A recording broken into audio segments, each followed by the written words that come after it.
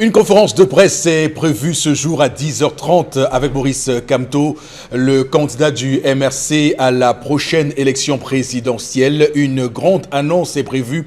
On aura, pourquoi pas avant 12h, l'occasion de vous relayer l'information venue du MRC, le mouvement pour la renaissance du Cameroun, qui annonce pourquoi pas sa coalition à 10h30 ce jour. On parle également du SDF et le député Jean-Michel Nietzsche, le président régional du SDF pour le littoral, qui somme Elecam de délocaliser des bureaux de vote frauduleux dans les casernes militaires dans la région du littoral. Donc on va voir si Elecam obtempère à cette exigence du SDF, puisque le SDF estime que l'article 96 du code électoral est ici-là violé par Elecam, puisque l'article précise et dispose clairement que les bureaux de vote doivent être installés dans des lieux publics ou ouverts au public. Est-ce que les gendarmeries, les casernes militaires sont des lieux publics? On se pose la question ce matin. En tout cas, le débat est ouvert et on voit bien que autour de ce débat-là, de nombreuses idées se coalisent et s'opposent aussi. Madame, messieurs, merci infiniment à vous de nous rejoindre sur votre antenne Equinox.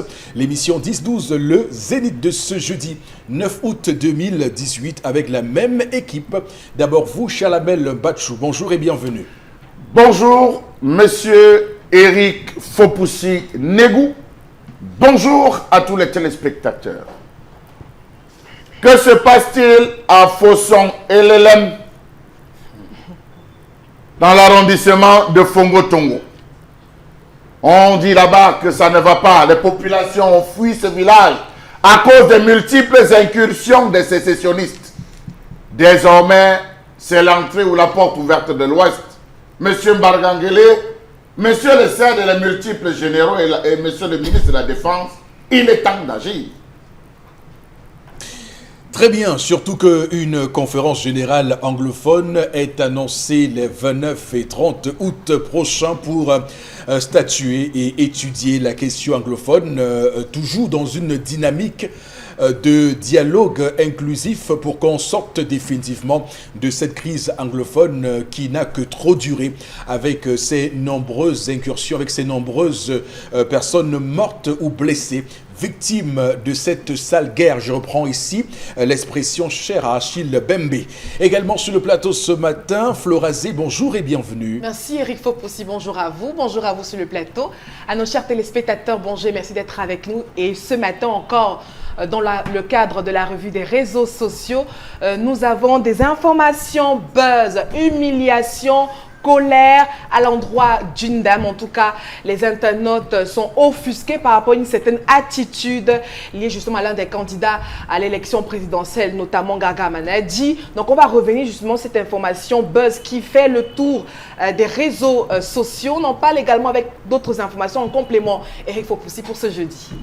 Très bien, donc rendez-vous tout à l'heure à 11h06 pour ceux qui évidemment sont friands des informations qui sont relayées par la toile. Et on peut vous dire qu'actuellement Facebook, si on parle précisément de ce réseau social-là, fait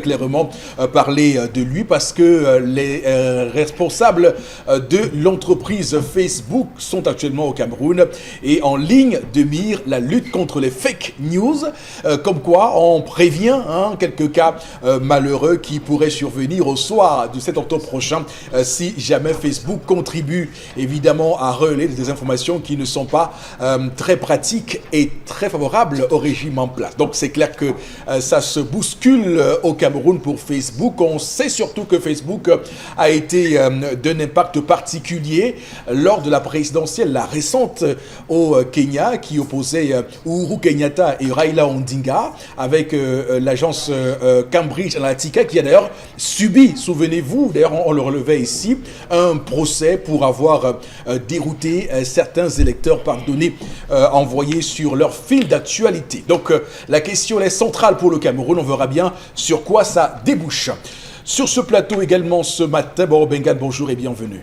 Bonjour, monsieur Fopoussi Negou. Bonjour à vous, chers téléspectateurs. Moi, je reviens à vous, monsieur Fopoussi Negou, pour que vous m'expliquiez quand je serai à Sakbaïmi et que je vais enverrer par Facebook ou par WhatsApp à ma rédaction centrale à Equinos, Facebook saura comment que les photos des procès-verbaux sortis de là sont des fake news ou pas.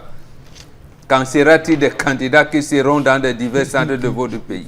Merci. Moi, je ne maîtrise pas vos réseaux sociaux. Mais je ne sais pas. Comment on détecte les fake news?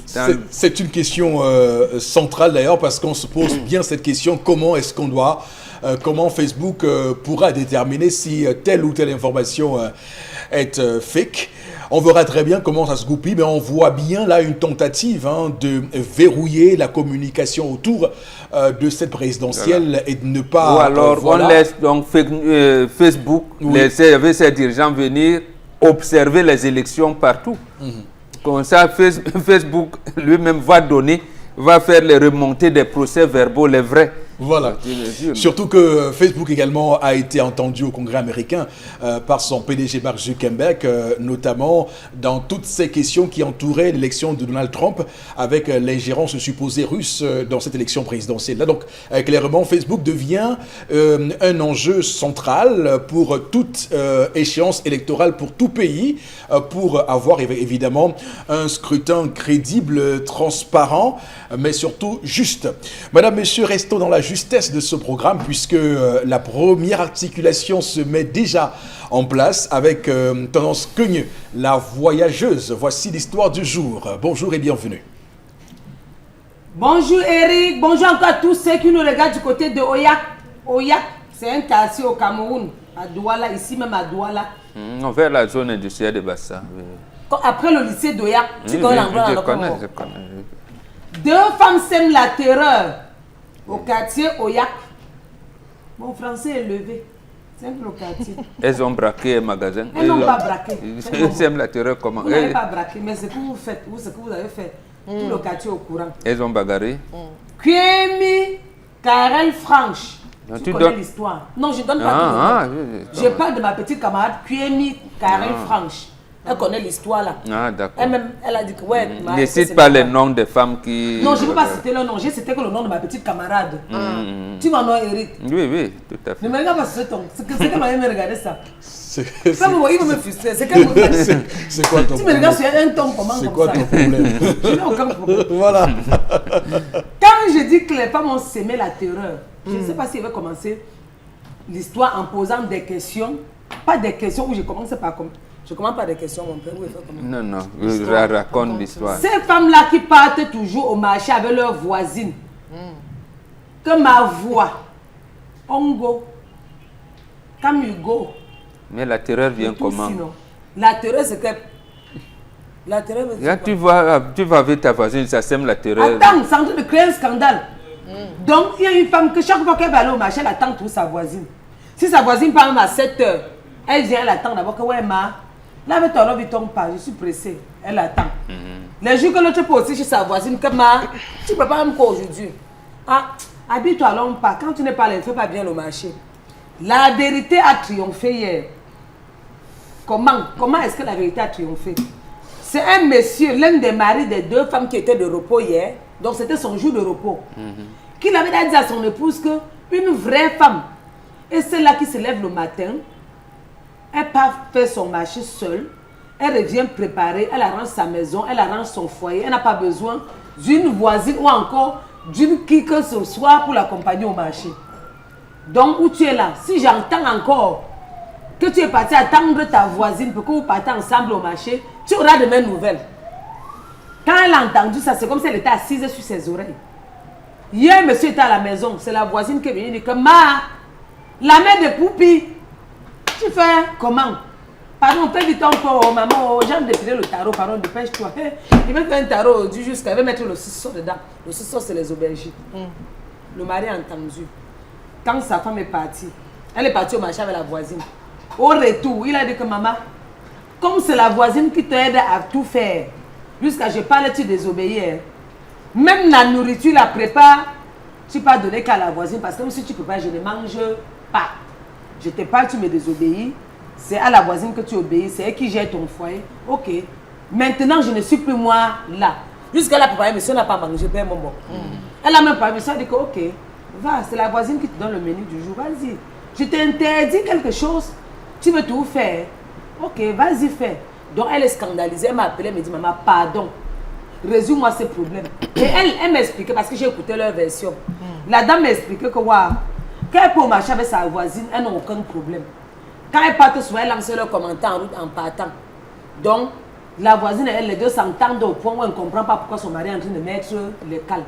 Et qu'elle a même désobéi comme ça parce que elle ne savait pas ce qu'elle devait dire à son mari. Hier, donc, comme il était de repos, il a dit que quand je parle, tu n'obéis pas, tu vois que la voisine, tu ne peux pas tout écouter ce que la voisine te dit. Je m'arrête là. Est-ce qu'on doit aller au marché avec sa voisine comme ma voix? Allons à deux. Pourquoi d'abord faire le marché à deux? Est-ce que c'est important même d'abord?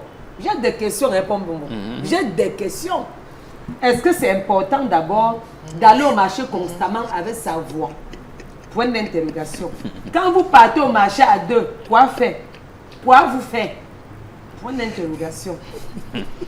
Est-ce que vous faites les mêmes mets? Point d'interrogation. Je m'arrête là et vous avez la parole. Voilà, des histoires comme j'aime sur ce plateau du Zénith. Je vais te dire merci, Tendance. Non, garde la monnaie, Eric. Non, je ne garde pas la monnaie. Je te remets. Derrière mon père, derrière. Je te remets. Alors, il faut dire que cette histoire met en place des acteurs, 3 acteurs en l'occurrence, et l'actrice principale de cette histoire, c'est bien la voisine, parce que c'est elle qui est au carrefour des échanges, au rond-point, des interactions qu'on pourrait sortir de cette histoire. Il y a d'un côté monsieur et de l'autre côté madame, et au centre donc cette voisine qui pose problème. On verra clairement quel est son véritable rôle dans tout cela, quel est le rapport qu'elle entretient avec monsieur pour qu'il soit autant ferme dans l'interdiction de faire le marché avec son épouse. Et on évoquera 3 points majeurs et 3 concepts, 3 notions qui, à mon sens, est important de relever. Il y a d'abord l'amitié, la solidarité et ensuite l'expertise. Ces 3 notions vont un tout petit peu nous permettre de dégager de quoi il s'agit réellement dans cette histoire et de quoi il en retourne. Donc comprenez quel est le sens de l'histoire de ce matin. Alors, Chalamel Mbachou, c'est à vous que je m'adresse en premier et je voudrais que vous puissiez réagir évidemment conformément à ce que j'ai précisé au départ par rapport à cette interaction et cette femme centrale qui a un couple qui va vers elle. Et puis la question de l'amitié, la solidarité et l'expertise. Est-ce que, comme on l'a dit dans l'histoire, est-ce qu'une femme doit aller au marché avec sa voisine? Et qu'est-ce qui peut expliquer ce type de relation? Monsieur Eric Fopoussi, c'est tout à fait normal. Je trouve même que cet homme se dérange pour rien. Il ne doit pas rentrer dans les affaires des femmes. C'est le ministère de l'Intérieur, c'est la femme qui gère. Je m'attendais à ce qu'il se plaigne de l'heure où elle sert le repas. Je m'attendais à ce niveau. Les femmes, on a connu chez nous les Bantous. Les femmes ont toujours travaillé en regroupement. Lorsqu'il fallait cultiver les champs, elles allaient ensemble cultiver les champs. Lorsqu'il fallait aller procéder aux récoltes, elles allaient toujours ensemble. C'est en chanson, c'est en tout. Lorsqu'il fallait même aller se laver dans certains coins pour éviter les rapines et tout, les femmes allaient toujours en groupe. Donc le principe de solidarité est propre aux Africains, de solidarité, d'amitié. Ça peut être des sœurs du même village, ça peut être des sœurs, elles se sont familiarisées, le vivre ensemble, comme on parle que l'Afrique connaît. Elles ont choisi vivre ensemble, elles s'entendent bien. Si au-delà du fait qu'elles vont ensemble au marché, ça ne pose pas un problème, ça n'affecte pas la vie, l'harmonie du couple, je ne vois pas pourquoi l'homme va poser des problèmes. Auquel cas, moi je trouverais que c'est même mieux de les laisser aller ensemble parce que ce jour-là, il est de repos. Il peut prendre la décision. Quand il est là, elle se comporte. Elle évite d'aller avec sa copine, mais quand il n'est pas là, pourra-t-il contrôler? Donc moi, je pense qu'il n'y a véritablement pas de problème à laisser 2 femmes aller faire. Peut-être, vous pouvez vous rendre compte qu'il y a une qui ne sait pas discuter. Elle se sert de sa copine, sa copine et sa voisine qui discutent mieux au marché. Elles vont ensemble et disent que ma copine discute. Comme toi, tu connais discuter, vas-y, discute. C'est celle-là qui discute les produits pour elle. Donc je suis parti, la femme m'a donné tel prix, toi aussi pas à demander. Ensemble, on va discuter. Donc il faut dire que les femmes ont une façon de fonctionner. Vraiment, un homme qui s'attarde à ça, c'est quelqu'un qui n'a rien à faire. Le jour de son repos, c'est pour se reposer. Reposez-vous, dormez. Vraiment, laissez les affaires des femmes. D'accord. Vous allez avoir la WC pour lui. Bon, j'essaie un tout petit peu de jouer le mauvais rôle dans cette histoire. J'imagine un peu et j'essaie de me mettre dans la psychologie de cet homme-là. Est-ce que cet homme ne se rend pas compte que dans son foyer, il y a des choses qui se passent qui ne sont pas normales et que ces choses-là seraient l'émanation d'un conseil donné par cet ami-là qui aurait une influence très forte dans le couple? Peut-être que madame rapporte des choses. Ça, c'est la première hypothèse. Deuxième hypothèse, sûrement que cet homme entretiendrait des relations avec cette voisine en question et qui n'aimerait pas que ces deux femmes soient autant liées comme ça paraît être le cas dans l'histoire de ce matin. Monsieur Eric J'émets des hypothèses. Oui, uniquement. mais vous êtes en train de servir un plat de condré à fleur rasée parce que la connaissance va s'agripper sur le sujet maintenant qu'il sort avec cette femme. On connaît comment.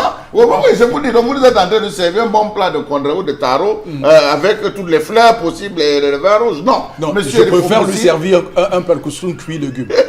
Sauté. Oui, parce que alors je souhaiterais vous dire, monsieur Eric Fopoussi, que vous ne pouvez pas contrôler certaines choses. Oui. Monsieur Eric Fopoussi, parfois vous êtes dans une maison, on dévalise votre maison. C'est-à-dire, vous êtes couché sur le lit, vous dormez, la femme est en train d'enlever les choses dans la maison, vous n'êtes pas au courant. Vous pouvez être chez vous, monsieur Eric Fopoussi. Vous croyez que vous êtes en sécurité. Et d'ailleurs, Bombok le précise tout le temps ici. En 2 semaines, la femme vous connaît. Elle connaît tout, jusqu'à vos qualités de sourire. Les gens, elle dit non, là, il a l'argent. Oh, là, il a des problèmes. Donc, les femmes connaissent ces choses, monsieur Eric Fopoussi. Mais vous ne connaissez pas la femme. Donc, s'il s'arrête à ce simple détail, non, monsieur Eric Fopoussi. Il peut dire, il ne veut plus la voir.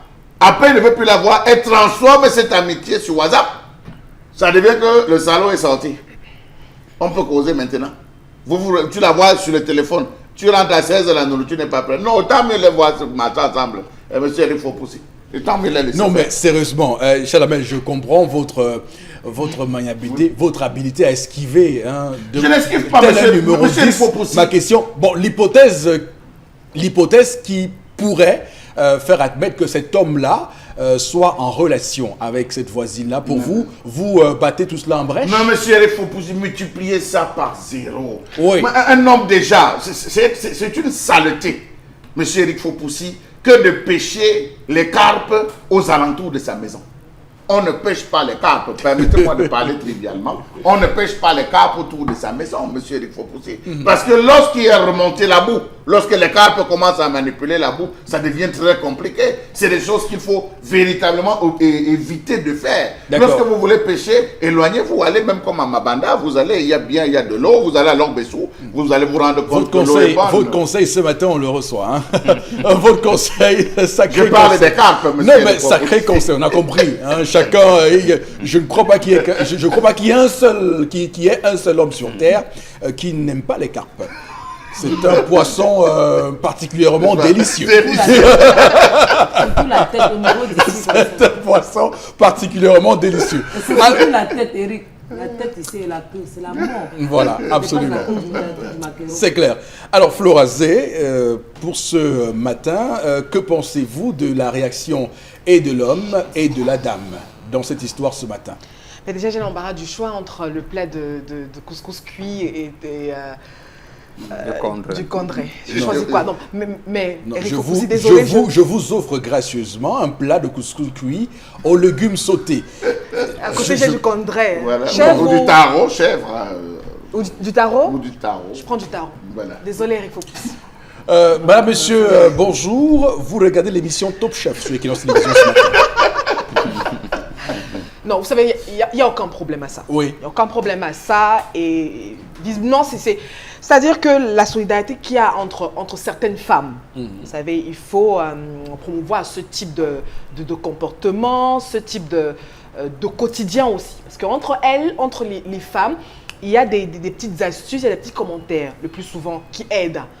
Mais je crois que l'homme, peut-être, ne nous dit pas tout aussi dans cette histoire. Vous savez, comme Chalamel l'a si bien dit, si on m'aurait dit dans l'histoire que la dame elle vient, prépare le repas très mal, ou alors c'est la voisine plutôt, parce que tendance nous avait conté une histoire ici comme quoi c'est la voisine, en fait, elles font des junkies, voilà, si on était allé dans j'aurais compris qu'il y a un problème. Donc, si monsieur commence à se méfier de la compagnie de sa dame, qu'il nous dise, et réellement, cette voisine fait quoi exactement? En dehors justement du fait qu'elle accompagne sa dame et tout. Peut-être qu'elle a un comportement qu'il soupçonne, là aussi. Mais il faut qu'il en parle, Eric Fopoussi, il faut qu'il en parle. Parce que s'il faut se lier au marché, au sac de marché, la nourriture et tout, je trouve que c'est léger. C'est vrai qu'également dans les relations de bon voisinage et autres, il y en a qui mettent certaines barrières. Certains vous diront que justement à côté de ma voisine qui m'accompagne et tout, et puis après il peut naître certains conflits qui peuvent aller même au-delà de l'amitié entre les voisines et puis maintenant intégrer la vie de couple. Peut-être que le monsieur voudrait éviter ça, connaissant peut-être sa femme et la voisine. Et si c'est dans ce cadre-là, je suis d'accord avec lui. Parce que vous savez également, entre nous les femmes, il y en a qui n'ont pas souvent assez la tête sur les épaules, qui sont très faibles émotionnellement. C'est-à-dire quand un problème arrive, vous savez comment nous sommes les femmes. C'est-à-dire ça va un peu dans tous les sens. Donc l'homme, avec beaucoup plus de maturité aussi, c'est-à-dire avec ce côté d'encadrement et autres, doit à un moment donné se poser certaines questions et peut-être venir au sein des compagnies de sa femme, lui poser certaines questions, lui dire, etc. Ça, dans le dialogue, ça se définit. Donc maintenant, à la femme peut-être d'écouter aussi ce que son mari est en train de lui apporter comme reproche et puis de se dire que voilà, il n'aime pas la compagnie, ma compagnie, qu'est-ce qu'il y a exactement, est-ce que autant de questions. Mais à la base, comme Chamel l'a si bien dit, vous savez, on aime bien être entre nous parce que les hommes ne sont pas là tout le temps. Là, c'est l'heure de repos, oui, il est là. Mais il n'est pas là. Madame se retrouve seule dans les cités, des environnements où on se touche, on se frotte aussi. C'est pas mauvais. Donc, elle est seule, elle ne sait pas à qui parler et tout. Elle a une bonne voisine qui est entreprenante aussi, qui est ouverte. Pourquoi pas partager certaines choses? Et puis, pourquoi pas aller au marché ensemble? Donc, maintenant, quand ça casse, avec peut-être d'autres petits problèmes qui peuvent naître, notamment liés à l'intimité des couples, là, l'homme peut se poser certaines questions. Mais puisqu'on n'en est pas là, on ne nous pose pas un problème de couple qui a volé en éclats, etc. et tout. Il n'y a que ce problème de marché, compagnie et autres. Alors, Florazé, je pense que ce matin, les membres de la Commission nationale de promotion du bilinguisme et du multiculturalisme, et surtout son président, Peter Mafani Moussongué, pourrait vous prendre comme égérie, parce que vous savez que l'une des missions de cette commission nationale, c'est de promouvoir le vivre ensemble. Et donc vous avez de manière assez particulière et surtout brillante fait la promotion ce matin du vivre ensemble dans les cités où les gens se frottent régulièrement. Vous savez, j'ai du 50-50 dans ce type. Je vais souvent écouter mes prises de position ici. J'ai souvent dit qu'il y a certaines relations qu'il faut briser. Quand vous voyez que ça commence à vous faire du mal, vous brisez, vous suspendez tout. Maintenant, il y a des relations qui font du bien. Il y a des relations qui apportent du baume au cœur. Par exemple, être en compagnie de Bombok. Moi, ça m'apporte baume au cœur, avec vous et tout. Donc, il y a des relations comme ça. Donc, il faut falloir à un moment donné avoir le discernement et faire la part des choses. D'accord, Florazé. Bon, Bengan, comment vous jugez l'attitude de ce monsieur? Non, ce monsieur, il est ce que Charles Hamel et moi nous disons toujours, c'est un occidentalisé. Est un occidentalisé, ça veut dire qu'il ne comprend pas grand-chose dans la culture africaine. Vous avez dit amitié, solidarité, expertise. Lorsque nous parlons souvent de la préparation d'une fille au mariage, justement, ça commence par là. D'accord. Le garçon de son côté aussi. Je vous ai souvent dit que lorsqu'on circoncie un garçon, nous on ne circoncie pas un garçon à 8 jours à la maternité. On le circoncie quand il a au moins 8 ans. Là, c'est le sage qui parle. Oui, absolument. Là, vous parlez en tant que bon. Oui, que tout à fait. C'est ces enseignements que vous nous donnez. Quand on vous circoncie, vous ne vous lavez plus avec les femmes. Ça veut dire que les femmes se lavent entre elles. Et l'autre chose qui se rattache à ça, c'est que l'enfant appartient à la communauté. Donc la jeune fille qui grandit, sa mère biologique peut ne pas être là. Les autres mamans l'encadrent. Parce qu'on ne voudrait pas qu'elle accouche avant le mariage. Elle ne voudrait pas qu'elle se lance dans une vie de débauche. Elle ne voudrait pas. Donc elle grandit dans une vie communautaire, comme disait Charles Hamel tout à l'heure. Donc cette vie-là, il l'accompagne. Quand elle va en mariage, ce sont les jeunes filles du côté de son époux et de ses propres sœurs qui dansent, qui célèbrent le mariage. Oui, absolument. Qui célèbrent le mariage. Donc, lorsqu'elle va, donc, sa belle-mère l'accueille et lui présente les autres belles-mères qui vont l'accompagner. Et les femmes qui se sont mariées, j'allais dire de la même génération, on leur dit, ton mari tel s'est marié il y a 2 mois, l'autre s'est marié l'année dernière, ainsi de suite, ainsi de suite. Donc on les observe dans la vie associative, dans la vie communautaire, dans la vie, ce que vous appelez aujourd'hui, parce que j'entends les femmes dire, je ne sais pas quand passe votre semaine de la femme rurale ou tout ça, le journée internationale, bon, j'entends réseau des femmes rurales, réseau des femmes non, comment on l'appelle, coopérative des femmes. C'est nous qui savons ça, c'est ce qu'on appelle la vie communautaire, commence par là. Et c'est ça, les 3 éléments que vous avez énumérés, justement, ce sont ces 3 éléments qui constituent ce qu'on appelle la société. Donc, vous ne pouvez pas imaginer une société où il n'y a pas l'amour, l'amitié et l'expertise. Donc, les échanges entre vous. Et c'est pour ça que nous, les initiés africains, nous vous disons que ce que vous appelez village planétaire, là, c'est une connerie. Parce que vous pouvez, votre fils est à New York, vous envoie l'argent, vous recevez. Il envoie les marchandises, même de Shanghai, vous recevez. Mais vous ne vous rendez pas visite. Pour quitter ici, votre fils vous appelle aux États-Unis, vous n'êtes pas sûr d'avoir le visa. Comment vous parlez donc de village planétaire? Parce que vous vous téléphonez, vous vous envoyez des messages. Donc, justement, voilà, ce n'est pas un monde virtuel, notre solidarité africaine, c'est un monde réel. Voilà. Donc, on vit l'amitié, on vit l'expertise, on vit la solidarité. Voilà. Donc, c'est quand on se sauve, comme on dit souvent, c'est ça les relations. C'est de là que jaillit la vérité. Voilà, quand les diplomates vous disent, oui, vraiment, relation chaleureuse entre la France et le Cameroun, relation cordiale, vraiment.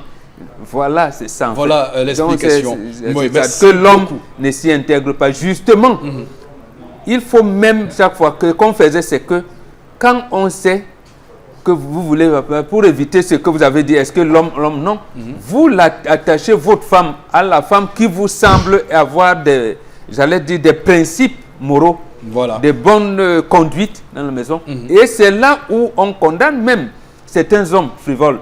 Je vous dis une chose, il arrivait même que les femmes décident et disent à une autre femme, à leur copine, à partir de maintenant, tu ne sors plus avec ton mari. Parce qu'il est frivole. Parce que c'est ce que les femmes ne savent pas. C'est-à-dire que même lorsqu'un homme était comme ça, il venait faire chaque fois la femme souffre des douleurs au bas-ventre, elle commence à dire non, les femmes parlent même de leur intimité. Et lorsqu'il arrivait des situations où l'on te dit, on se réunit, on porte la maison, et nous-mêmes les hommes, et surtout les initiés, on interdisait souvent à certains hommes, on dit, notre femme là, comme chaque fois tu lui transmets des maladies, à partir de maintenant, c'est fini. Voilà. Ma femme, tu choisis. Donc peut-être les femmes voient seulement d'un autre côté. Donc on avait tout, la société était réglementée. D'accord.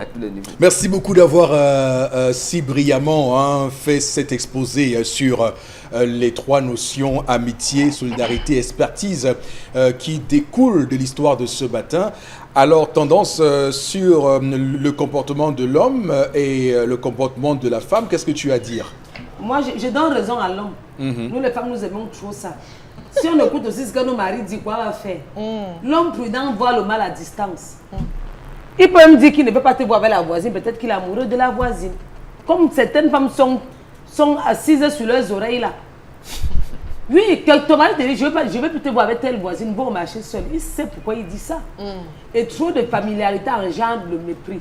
Voilà tout mon français qui finit aujourd'hui.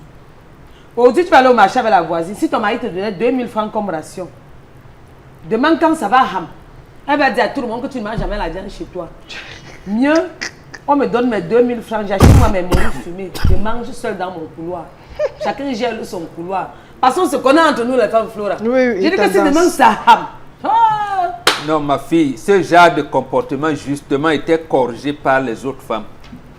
Quand on mène une vie communautaire, on vous dit, toi là, Marguerite, tu as l'habitude de parler, on ne parle pas de ces choses-là entre nous. Ça se corrigeait donc entre femmes.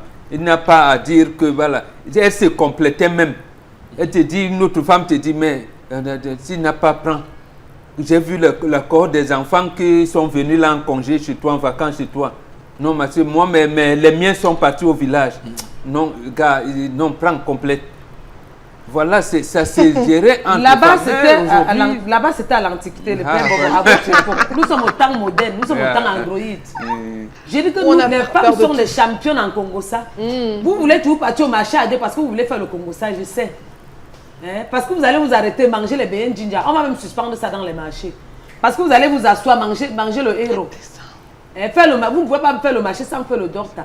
Quand un homme te demande de ne pas faire le marché avec ta voisine, ça veut dire qu'il peut-être il voit en cette voisine-là une personne qui te donne les sales habitudes, qui t'intoxique. Non, il n'y a pas de peut-être. Il doit dire que ta voisine-là, elle parle beaucoup, oui, elle est comme ça. Bon, vraiment, évite, tout à fait. Tu vois, tu arrives au marché avec une voisine. Demain, elle va faire le consac. Maman, elle aime seulement faire le riz avec la sauce blanche. Elle n'a jamais acheté 1 kilo de viande. Elle peut manger la viande chez elle. Je ne veux pas moi le candidaton. J'ai mon couleur seul. On me donne mes colossés, voir qu'il va sauter 2 boîtes de riz. Je saute. Pas que 2 mois après, elle les prend mon nom, mettre dans toutes les réunions. D'accord, c'est bon. C'est bon. Tendance. On va, Florazé, et vraiment, je tiens à ce que vous respectiez cette indication. Lis rapidement les messages, vraiment très, très rapidement. On va y aller parce qu'on est pris par le temps, malheureusement. Alors, aller au marché ensemble, c'est bien, mais si cela n'affecte pas le foyer. Voilà, c'est la première réaction de ce matin qui n'est pas signée. Autre réaction, quand elles partent au marché, elles mettent plus de temps que prévu. Peut-être voilà d'où vient le problème. Un autre téléspectateur ne trouve aucun problème à cela. Il dit, elle dit, je suis certaine que votre femme fait pareil. Ce que vous adressez à qui? Exactement, ça ne peut être que la raison.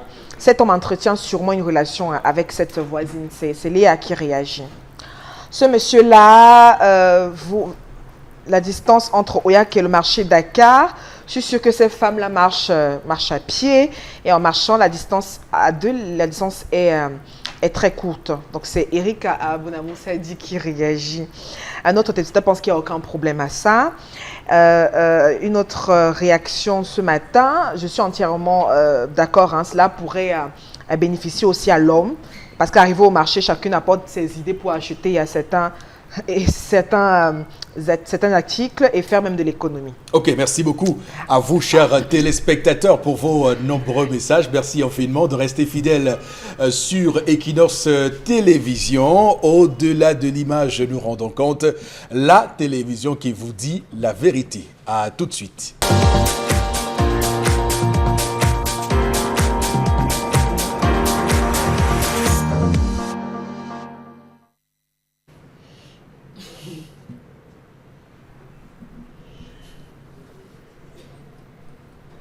Je m'interroge ce jour sur la question des plaies non cicatrisées de la ville de Douala.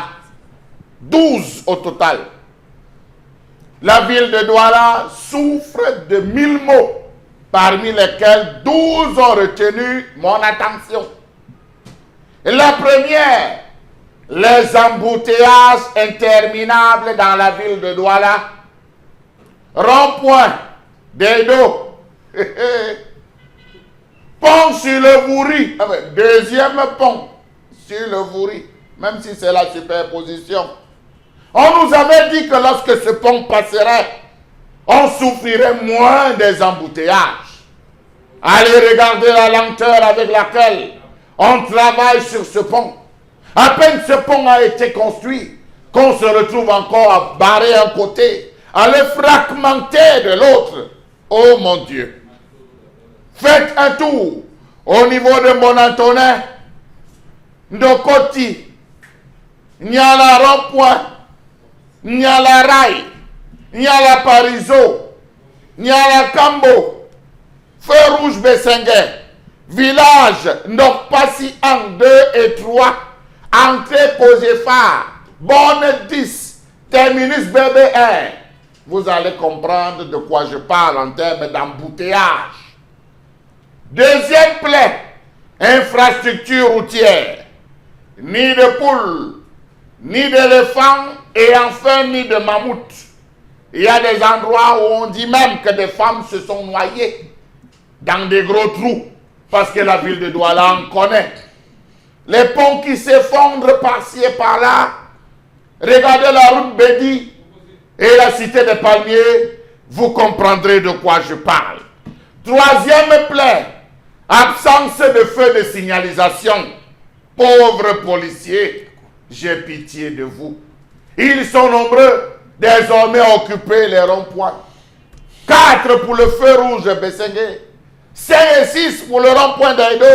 Allez dans un village, vous avez tout un commissaire, tout un commissariat qui se vide, avec des commissaires talkie-walkie qui sont en route pour dire circuler, passez ici, donnez les dossiers. Était-ce là le rôle d'un commissaire? Point d'interrogation. Faites un tour à Boulangerie de la Paix, vous comprendrez.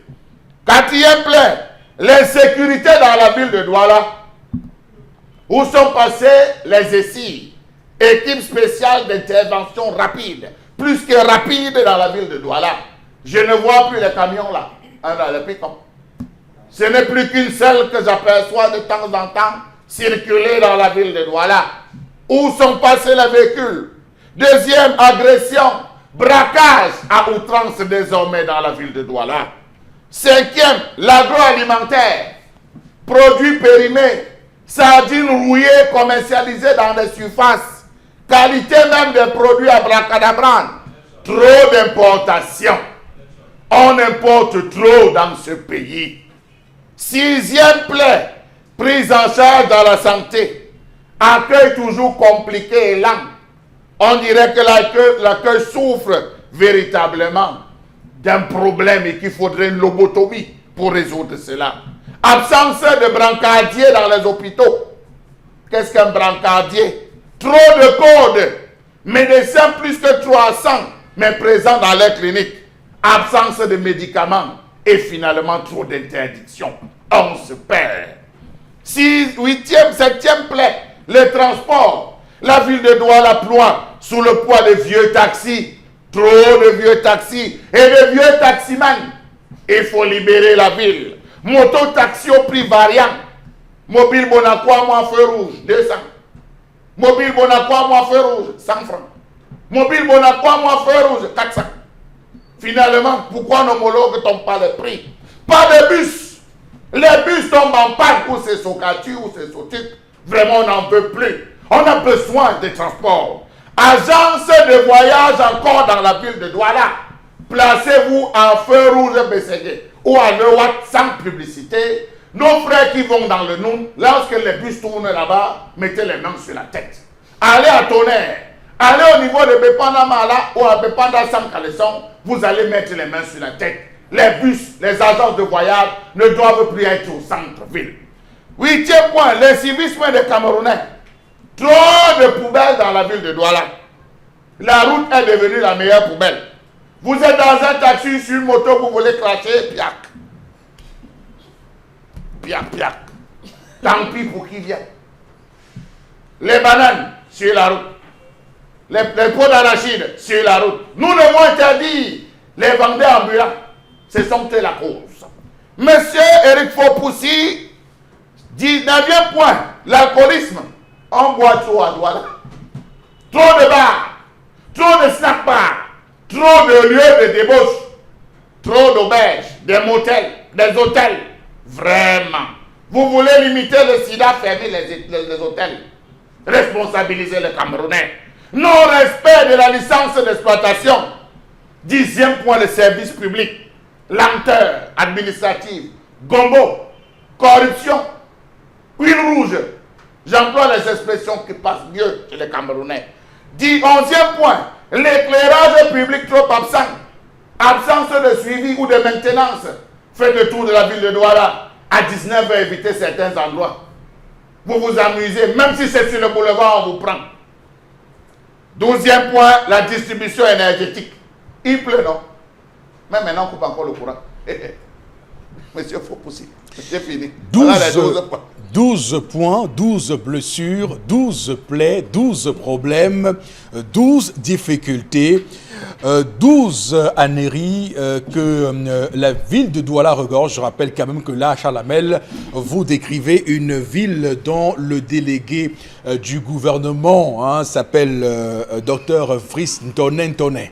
Il faut bien qu'on le sache tout de suite que cette ville que vient de décrire Charles Hamel Mbachou avec ses 12 points est une ville dirigée par le docteur Fris Ntoné Ntoné. Alors, mais, sauf qu'il faut aussi dire quand même que malgré cela, Douala reste la ville la plus attrayante du Cameroun, puisque du nord au sud, de l'est à l'ouest, de nombreux jeunes dans les villages ne rêvent que d'un seul endroit, aller à Douala. Au final, c'est pour vous dire que Douala, malgré tout ce que vous dites, reste quand même très attrayante du point de vue des arrivées tous les jours. On va également dire que Douala a toujours été considérée comme une ville frondeuse. Est-ce que c'est à cause de cela qu'au final, tous ces problèmes se trouvent beaucoup plus flagrants dans une ville comme celle-ci? Parce que lorsqu'un nouvel arrivant débarque à Douala, le premier constat est que cette ville est une ville où il faut avoir, le terme, je ne vais pas l'utiliser tout de suite, mais vous comprenez, il faut les avoir gros pour survivre, puisque c'est une ville où il faut être vraiment fort psychologiquement pour survivre. Donc, bon, mais comment comprendre donc cette ville si particulière, si difficile, si malheureuse, si mauvaise, mais toujours aussi belle, toujours aussi demandée. Donc c'est mouvementé. Donc c'est clair que Douala, comment en est-on arrivé là pour que Douala devienne, on peut dire, un point du Cameroun sans forcément être du Cameroun? Non. Quand j'étais petit enfant, on nous disait que Texas était une ville où, quand on se débrouille, on s'en sort. On s'en sort, oui. Voilà, se débrouiller, ça pouvait être comme quelqu'un, j'ai lu un roman Oro. Un jour, quelqu'un vous dit que mon argent est en sécurité dans la poche des autres. Moi, je n'ai pas envie de me promener avec l'argent. Puisque quand j'ai envie, j'arrache un porte-monnaie. Donc Douala, c'est aussi cela. Parce que c'est pour ça qu'il faut enlever la belle. La belle, bon, je n'en sais rien. Douala, ce n'est pas la belle. Non, puisque beaucoup sont... Oui, parce que là, tout complet. le monde, on peut se débrouiller, on peut venir, on n'a pas où dormir, on se couche sur sa moto, on se couvre tant bien que mal. On se débrouille. Le lendemain, on se brosse par les dents, on se lave par la figure, on se voit et on passe la journée. Est-ce que toutes les capitales économiques du monde sont comme ça? Oui, à peu près, oui. Surtout quand là où il y a le port et l'aéroport. Et ce centre industriel, justement, c'est comme ça. Lagos, c'est comme ça. Abidjan, c'est comme ça. Donc je ne parle que c'est là. Vous allez chez les Blancs, Rio de Janeiro, c'est comme ça. Buenos Aires, c'est comme ça. New York également, comme ça. Paris aussi, c'est comme ça. Marseille, voilà. Le Vieux-Port. C'est ça. Vous entendez souvent à Marseille, les camps. Les gangs sont en train de se faire des règlements de compte. On sait ceci. C'est comme ça, ces villes. C'est pour cette raison que, effectivement, vous avez raison de vous interroger. Le super maire de la ville, il sait ça. Et lui va là-bas dans ces grands pays tout le temps. Et il sait comment on contient les populations qui affluent vers ces villes-là. Mais chez nous, on veut plutôt faire de Douala une île. On coupe les routes qui relient Douala à Yaoundé. On coupe les routes qui relient Douala à l'ouest. Bon, quand je dis on coupe, je ne dis pas que les routes sont mauvaises. Voilà, il ne faut pas prendre cela comme si c'est le gouvernement central qui voulait. On le prend au 3e, 4e, 5e degré. Voilà, mais sauf que ceux qui ont la responsabilité de créer donc la fluidité, ils ne le font pas. Douala va donc s'isoler. Et c'est une ville qui est dans la mer, un peu comme Amsterdam. Dans la mer, mais on ne pense pas à faire l'évacuation, sinon, puisque Amsterdam est aussi dans les eaux. Oui. Mais pourquoi il n'y a pas tant d'inondations à Amsterdam, où ils vont souvent? Donc, et même toute la Hollande est dans les eaux. Oui, donc, le niveau de la mer est au-dessus du niveau des Pays-Bas. Absolument. Oui. Donc, Douala connaît tout cela. Douala, comme disait Jean-Marc là, c'est, j'allais dire, le village en Afrique. C'est-à-dire que nous tous, chacun a un centre culturel. Devant le foyer Banjoun. D'abord, même dans le quartier, tu prends un taxi, tu dis foyer Banjoun. Foyer ceci. Donc, Douala, c'est aussi ça. C'est vraiment le Cameroun en miniature. Mais est-ce que donc l'intégrer dans le... Est-ce que au final, justement, est-ce que le terme au final Cameroun en miniature sied à Douala? Parce que on a le sentiment que toutes nos autorités prennent Douala comme une ville de défi. Souvenez-vous, le fameux « Me voici donc à Douala ». Voilà. Parce que là, lui, il a pris Douala comme ville de frondeur pour venir leur dire que vous vivez à Texas, moi, je peux vous commander à votre Texas. Donc voilà. Au lieu de prendre Douala comme le Cameroun en miniature en disant il y a Nubel Bassa, Nubel Aoussa, Nubel Bamondo. C'est ça Douala. Donc en fait, je veux dire, c'est la ville qui a la plus grande concentration de toutes les populations du Cameroun, de toutes les populations de l'Afrique et même du monde. Oui. Ici, à notre époque, il y avait une ville des Blancs. Hein. L'hôpital général était à Bonanjo, à l'actuel immeuble qui abrite les services de GMI. Bonanjo, on appelait ça l'hôpital général. Donc, voilà, c'est cela. Donc, il faut donc penser la ville, c'est-à-dire réfléchir tous les jours comment faire en sorte que ces populations puissent s'épanouir avec j'allais dire, cette sollicitation, malgré les poubelles, malgré tout ce que vous... Mais tout le monde dit, il va à Douala. Je vais à Douala. Oui. Donc, avec tous ces plaies, ne serait-ce que les 12, mais les gens, Douala attire toujours. Non, c'est ça la curiosité légendaire. Et donc, c'est dans cela que nos autorités doivent travailler pour faire en sorte que Douala... Mais c'est aussi à Douala... C'est à Douala qu'est née l'Union des populations du Cameroun. Je suis sûr que c'est à Douala que partira comment je vais dire, les clés qui vont déverrouiller le Cameroun.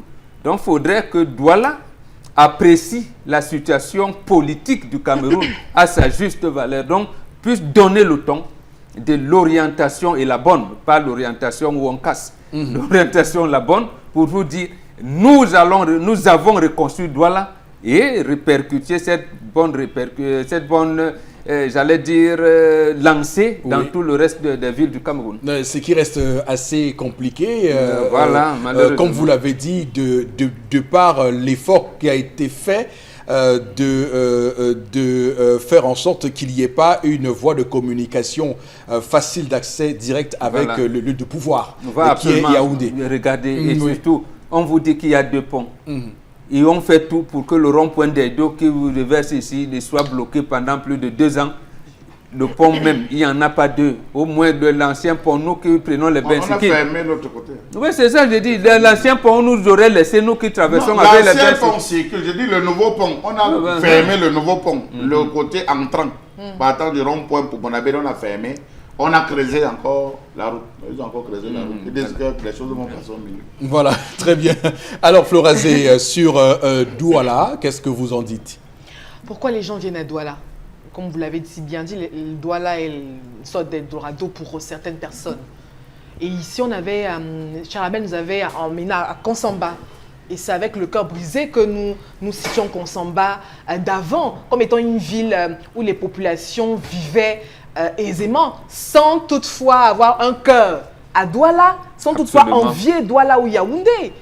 C'est ça le problème. Si les populations de Yokadouma et Konsamba et autres avaient un environnement viable, mais les gens resteraient dans leur localité, vivent sereinement.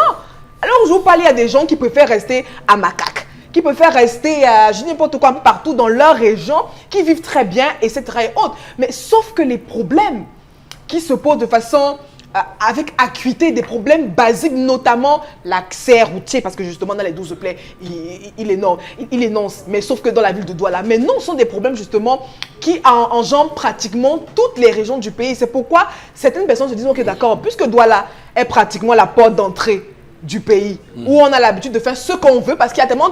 Parce que là où il y a justement la foule, on peut se glisser pour faire pas mal de choses, corruption, etc. et tout. Donc chacun tire son épingle du jeu et s'en sort. D'accord, Florazé, c'est compris. Alors, Tendance, juste un petit mot sur Douala, je t'en prie. Quand j'étais petit dans mon village, Eric, on me disait que tu vas aller en vacances à Douala. Je ne dormais pas dans la nuit. J'étais contente. Je cherchais la nature du port tous les jours, je regardais l'autre sur le bananier. Je savais même qu'à Douala, il n'y a pas les marécages. Donc je rêvais seulement que le jour il va arriver à Douala. Donc Douala était pour moi comme Paris. Je rêvais de voir Douala comme ça. Et je savais qu'à Douala, on ne voyait même pas les fous en route. Je savais qu'à Douala comme ça. Donc, je ne sais pas. Tellement j'étais fière d'arriver à Douala jusqu'à mais depuis que je suis arrivée à Douala, voilà Douala. Mais voici donc à Douala. Douala, qu'est-ce que Douala devient? Quand il pleut alors, bonjour la catastrophe. Même comme maintenant il a plu pas, il y a des gens qui ne vont pas sortir de leur maison. Descendant à Makepe Misoke. Je pleure le sort des gens qui sont en train de pleurer là-bas maintenant. Parce que quand un Camerounais souffre, je compatis. Moi-même, j'ai mal.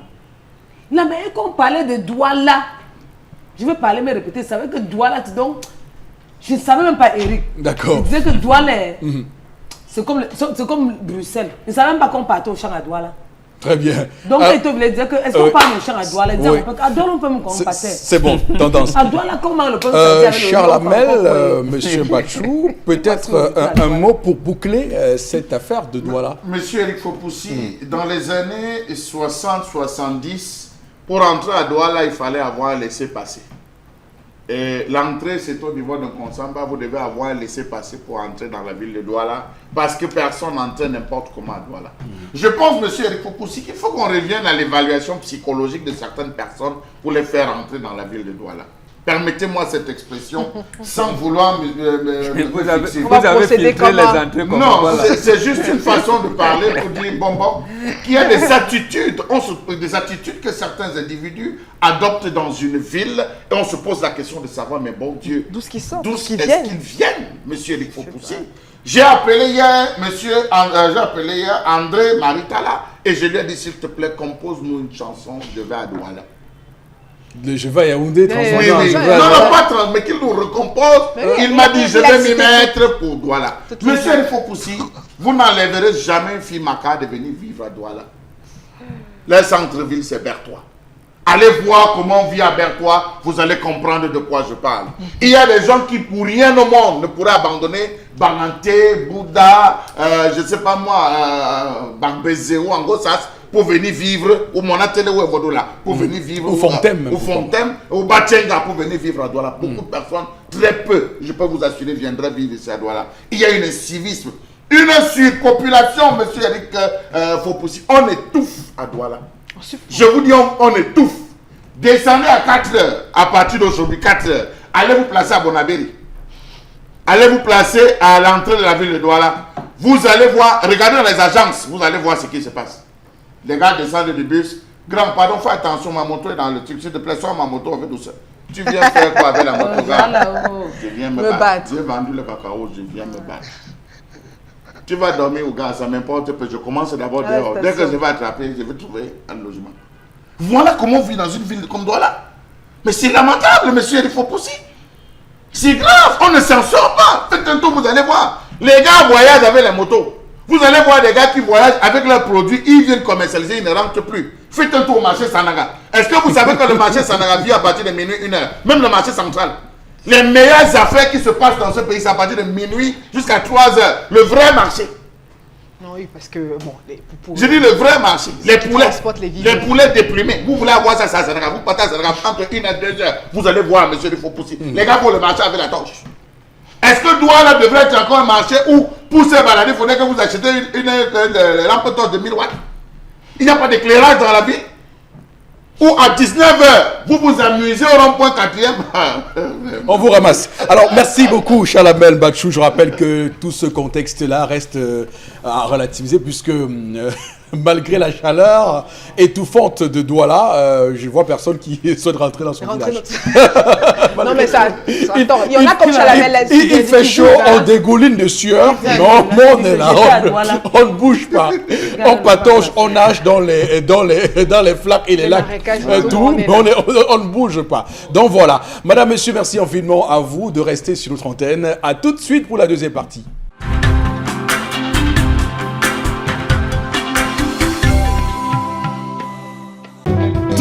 Sur le plateau du 10-12, le Zénith Equinox Télévision. Nous sommes en direct de Douala, donc on est très heureux puisque le Cameroun accueille depuis hier Clarence Seedorf.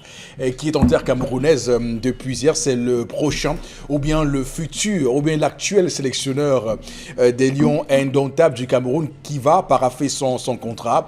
Et son adjoint, Patrick Kluivert, va arriver dans quelques heures au Cameroun, lui aussi, pour paraffer son contrat. On parle également de la République démocratique du Congo et Kabila qui n'a finalement pas eu le choix puisqu'il a désigné quelqu'un d'autre pour porter les couleurs de la majorité dans ce pays. Emmanuel Ramazani Chardari est donc celui qui va être le porte-étendard du pouvoir congolais à l'élection présidentielle du 23 décembre prochain.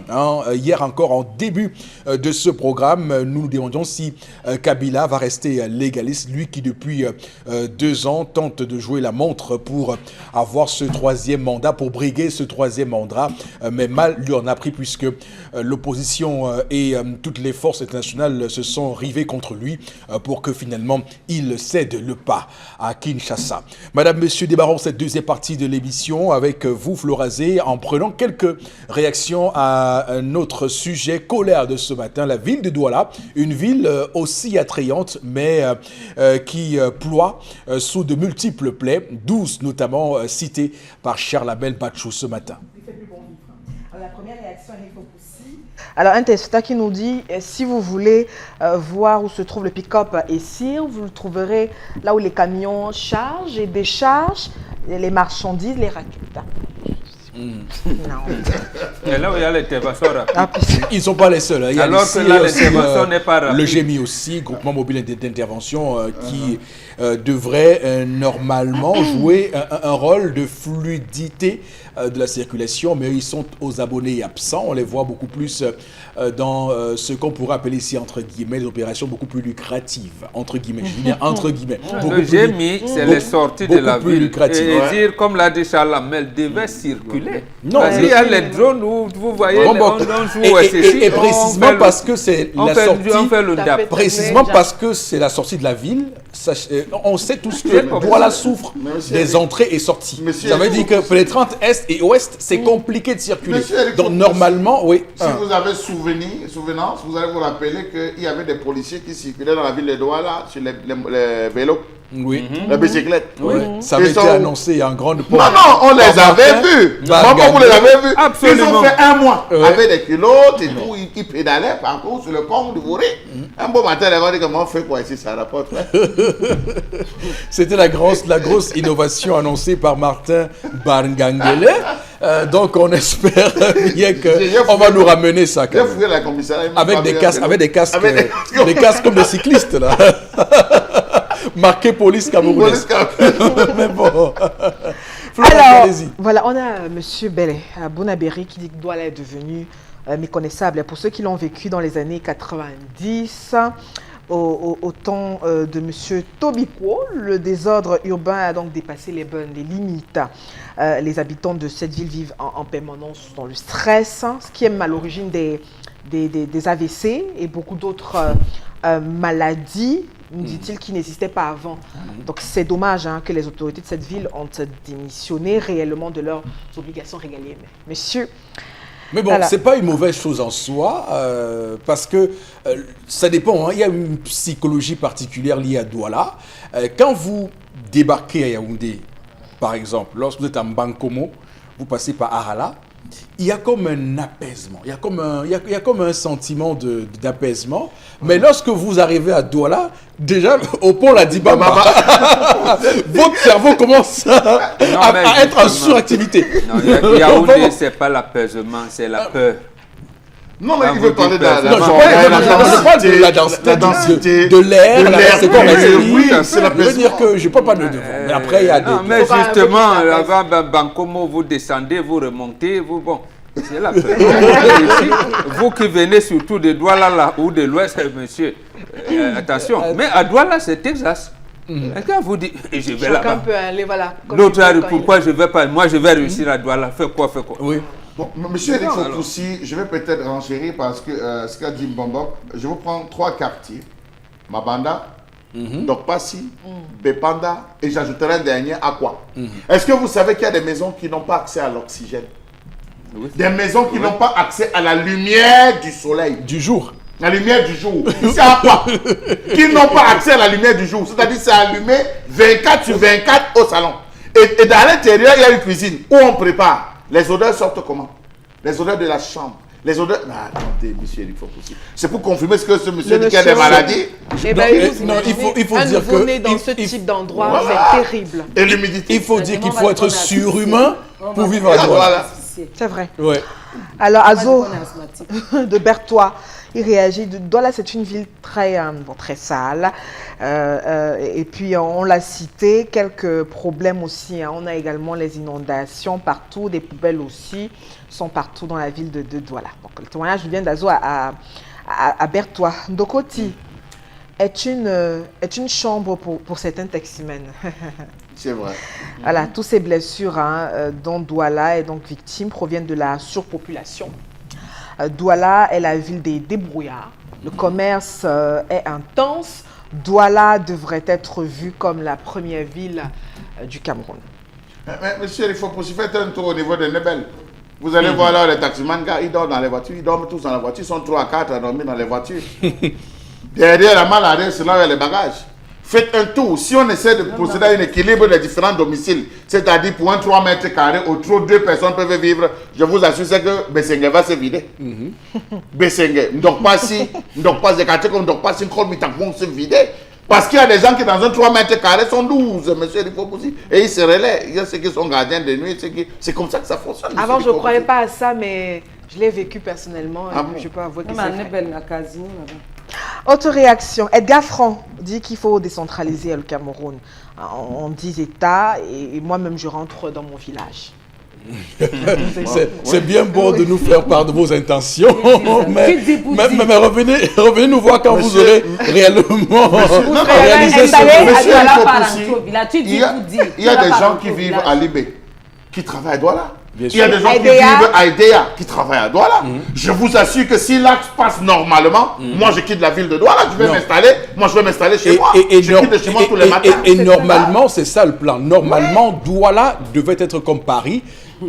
En région parisienne, par exemple, en Île-de-France, il y a beaucoup qui font près de 20 km pour venir à Paris et tout à rentrer fait. chez eux le soir. Ouais. S'il y avait des transports comme le métro, le RER comme en France, par exemple, ce serait facile pour les gens de rallier Douala et de rentrer dans leur, dans leur ville paisiblement, vivre le bon air, ne pas être sous cette chaleur qui fait suffoquer et cette surpopulation qui gêne de plus en plus. Donc tout ça, c'est des questions que nos dirigeants doivent prendre à bras le corps et voir comment faire à ce que Edea, Mbanga, projets Komsamba, d'extension, Limbe oui. soient des villes satellites de Douala qui permettent, voilà, c'est simple, mais bon, voilà. On l'a Tout est concentré. désorienté. Moi, j'aime les dates. C'était samedi, le 18 juin 1983. Il y avait un vaste projet agricole qui devait contenir l'exode rural. Ça commençait, comme il aime parler de gars qui viennent du nord-ouest et tout, effectivement, dans l'Ambui et le Ndonga Mangtoum, là, dans la plaine de Mbo et l'opération Yabassi Bafan. Mais un jour, il y avait même 72 000 hectares dans le nord-ouest seulement réquisitionnés pour faire l'agriculture, l'élevage et tout, ou même l'agro-industrie. Donc, malheureusement, le chef de l'État, un jour, comme ça, il D'accord. laisse en 83. Et même le transport fluvial et maritime est envisageable, justement. puisqu'on a la Sanaga, Voilà. la Sanaga, on a Ouais. le Vouri, on a le Gam, on a tous ces fleuves qui peuvent nous servir. Les études avaient la été Dibamba menées pour aussi. comment quitter Douala Oui. pour arriver à Limbé. Et Voilà. c'est C'est ça, ça, par ça exemple. fait Moment, mondial. c'était en quelle année? En 83. Oui, le 18 juin 1983, le chef de l'État enlève 6 personnes du gouvernement, 6 Ah, barons j'étais pas du régime. connue. Voilà. Et c'est ça qui a bouleversé toute la carte aujourd'hui. On ne peut pas quitter Yo-Yo pour Douala, alors que c'était faisable. En On pouvait 83, quitter ceux qui voulaient faire des Je vais voyages écrire quotidiens. ça après mon bon. Je vais garder ça dans mon. Permettez-moi Je vais- de faire une petite pique à des gens qui... Eric, attends d'abord, j'explique ce que je voulais Oui. dire. En 83, je n'étais pas encore né. Merci Père Mbombo, je vais écrire ça. Je vais montrer à mes enfants. Je vais montrer tout ça à mes enfants. En 83, je n'étais pas né. Merci mon père. D'accord. À notre Florence, allez-y. Bécard à Bépanda Il dit que nous vivons dans un pays où les tares sont très palpables et où l'intérêt personnel prime sur le général. Et surtout à la veille des élections, c'est vraiment triste et de la canne. Donc voyons et vivons seulement. Monsieur Rifopoussi, je dis on doit empêcher les commerces ambulants.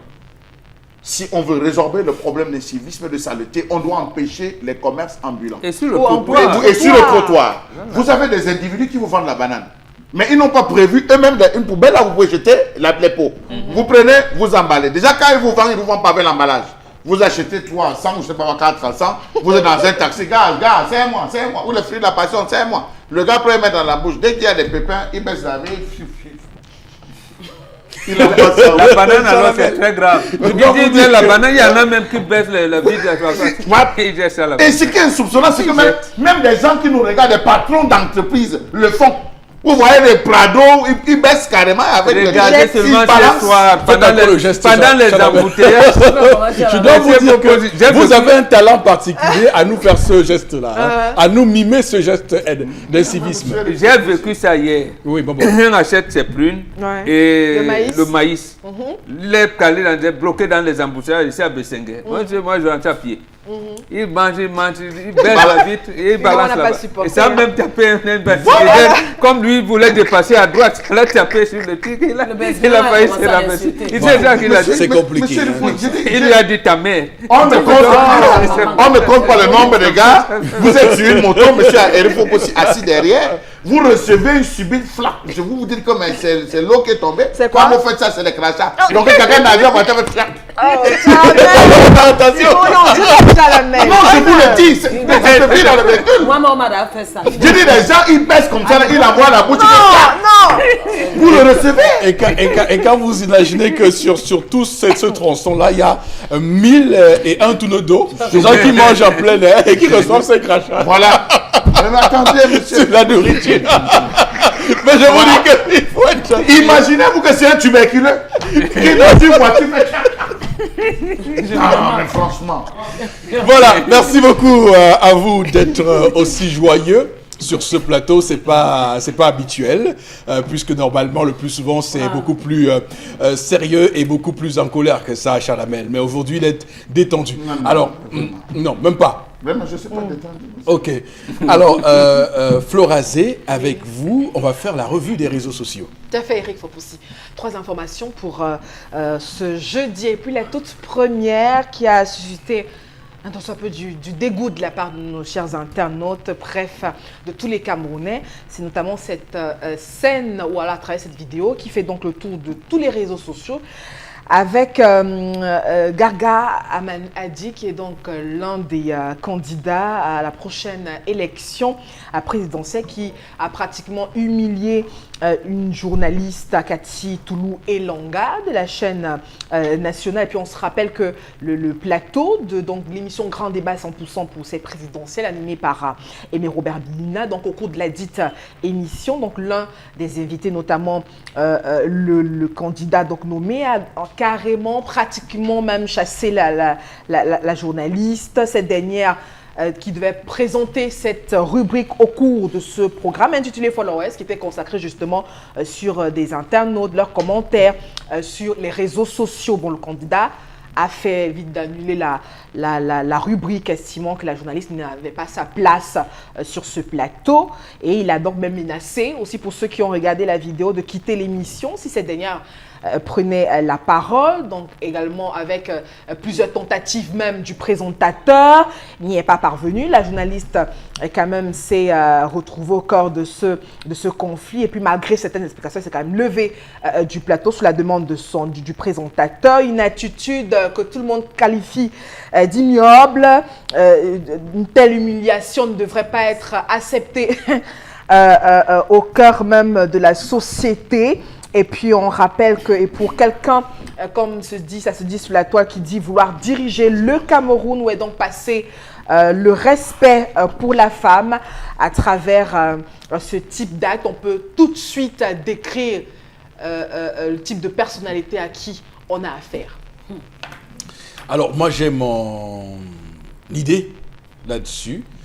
J'ai l'impression qu'on est en train de vouloir nous distraire avec cette affaire, cette vraie fausse affaire, parce que dans cette même émission, ce qui est encore plus grave, ça a été d'empêcher Cyril Sambaka, le vice-président de l'UDC, de prendre part à cette émission-là. Je pense que c'est ce qui était plus grave, mais malheureusement, les réseaux sociaux ne retiennent que cette histoire.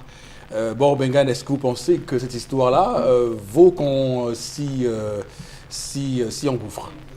Oui, toutes d'ailleurs, même celle que vous avez dit, mais l'origine c'est où? Un jour, lorsqu'on l'installait, l'actuel directeur général de la chaîne qui prend nos impôts, parce que la redevance audiovisuelle oblige, il dit, je cite, « Je me suis couché directeur central, je me suis réveillé directeur général. Je remercie le chef de l'État pour cette marque de confiance. La CRTV est le tam-tam de Paul Biya. » Fin de citation. Bon, quand on arrive, pourquoi on peut donc imaginer qu'on invite quelqu'un, si entre-temps il a eu l'information que tu ne viendras pas taper le tam-tam en l'honneur de M. Paul Biya, on vous est conduit. Mais sauf qu'on n'aurait pas dû vous inviter. Puisqu'on sait d'avance que vous ne tapez pas le tam-tam. Je parle du cas de Sambaka. Oui. Maintenant, ce qui arrive... Qui est une obstruction grave à la démocratie. Absolument. Il faut le dire. Très grave. Puisqu'il faut dire que l'article 19 du pacte international relatif aux droits civils et politiques donne clairement au peuple camerounais d'avoir l'information, quel que soit le bord politique d'où l'on vient. Surtout que tous les salariés ont un prélèvement de redevances audiovisuelles. Oui. Donc, une seule chaîne en bénéficie. Ça veut dire qu'il y a une chaîne qui est financée par tous les Camerounais qui travaillent. Donc, par rapport à cela, vous ne devrez plus être le tam-tam de quelqu'un d'autre. Maintenant, ce qui se passe, justement, même le présentateur l'a fait. Parce qu'il sait que c'est le tam-tam de l'édition. Et ça veut dire la chose suivante. Vous avez suivi le président de l'ADD pendant le 20 mai. Il a été virulent. Il a même insulté copieusement le SDF et le MRC. Pour avoir défilé d'une certaine manière, pour marquer leur solidarité, j'allais dire le deuil que nous subissons, comme dit souvent tendance, quand un Camerounais meurt, c'est tout le Cameroun qui pleure. Le deuil que nous subissons depuis novembre 2016, dans les régions du nord-ouest et du sud-ouest. Vous avez tenu ce propos, vous avez écouté. Et je termine par là. Un de ses frères avait été interviewé à la CRTV, il s'appelait Sadou Daoud.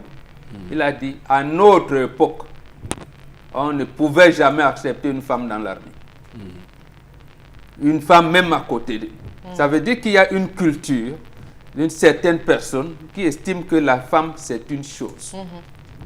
C'est-à-dire que bien qu'elle soit dans un truc, elle peut même, ces personnes-là vont même modifier le programme que vous avez chez vous, qui est reconnu par votre, j'allais dire, conseil d'administration, direction. Je m'avais dit, si je viens là, comme sortez, quittez, parce que vous êtes la femme. Vraiment, ces choses-là, vous qui dites que vous êtes dans une société démocratique, si c'est ça la démocratie, alors, Chalamel Bachou, on est là en clair dans une obstruction républicaine qui ne dit pas son nom.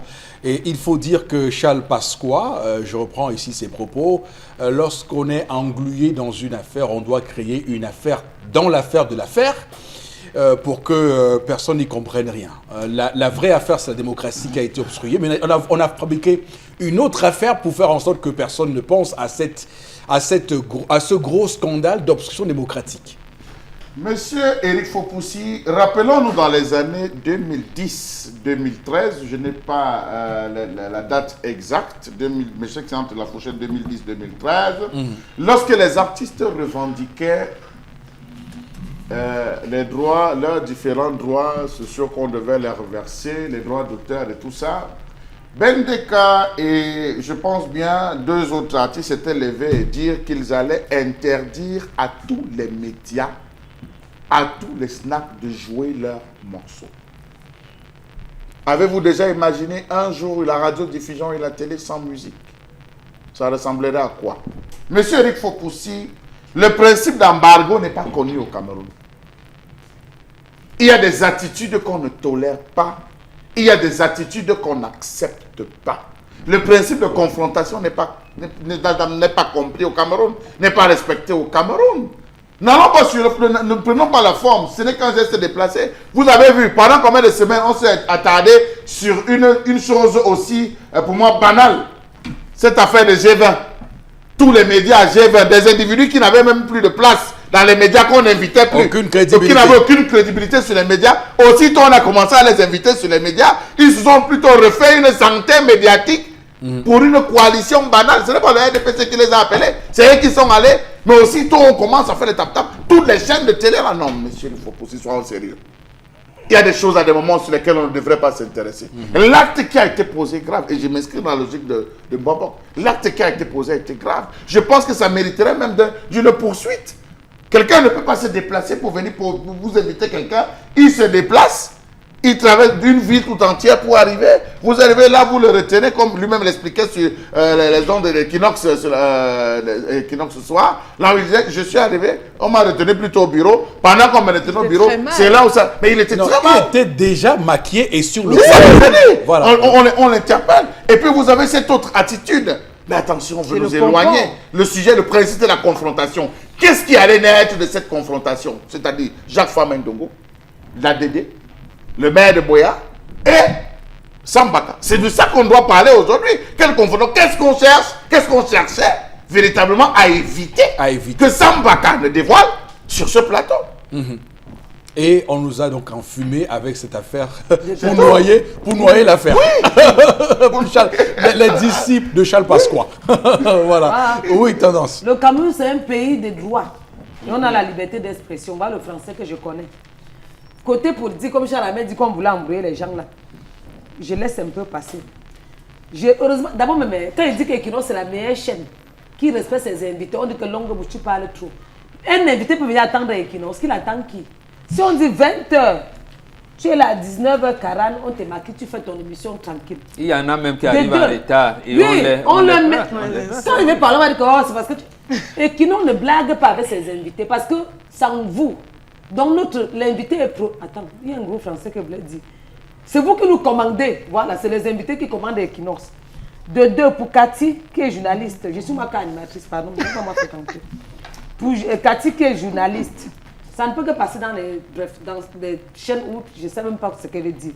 Mais je connais un patron qu'on ne s'amuse pas avec ses journalistes. Toi, l'invité, tu manques le respect à son journaliste. Tu vas plus passer sur un... J'ai un patron qui respecte tout le monde.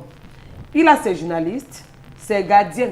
Donc c'est vigile, on ne blague pas avec. Oui, c'est un moment de la sécurité. Je connais un patron qui ne blague pas avec les gars de sa sécurité. Que toi-même l'employé, quand tu envoies le type de la sécurité, si le patron connaît que tu envoies étant un peu, avec un ton autoritaire, il va te pénaliser. Si tu veux dire à son vigile que papa, pardon, je veux de l'eau en bas, donne-moi de l'eau à boire. Si tu dis, va me donner l'eau là, il va te sanctionner.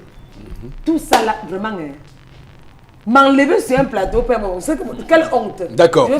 Très bien, on va rapidement avancer avec vous, Florazé, pour l'autre information ce matin, je vous en prie. On va aller rapidement, je vous en prie.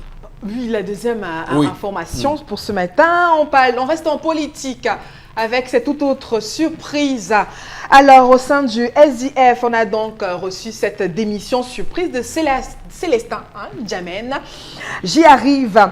Et puis, on a donc eu quelques explications de Jean-Robert Ouafo également, en charge de l'information des médias.